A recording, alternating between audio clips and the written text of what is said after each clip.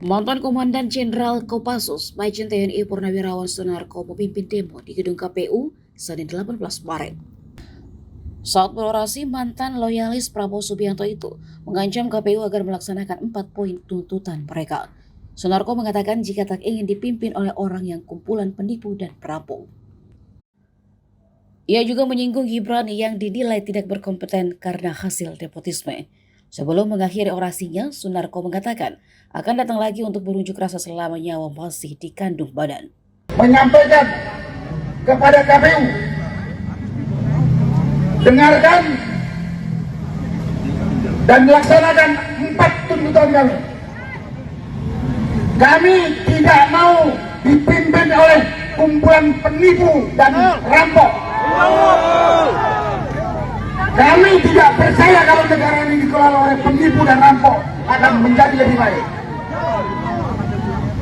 Yang namanya rampok suara dan menipu-nipu aturan sudah kasat mata. Sudah kasat mata. Karena itu tadi kami menolak hasil Pilpres, audit forensik, audit server KPU, dan sudah tersebar kemana-mana ketiga beres yang tersebut. Itulah tuntutan yang perlu mungkin saya ulang, sampaikan selain yang telah disampaikan oleh Dr. Marwan Batubara. Sekali lagi, kami rakyat punya saham atas berdirinya negara Kesatuan Republik Indonesia. Kamilah pemilik saham negara Kesatuan Republik Indonesia.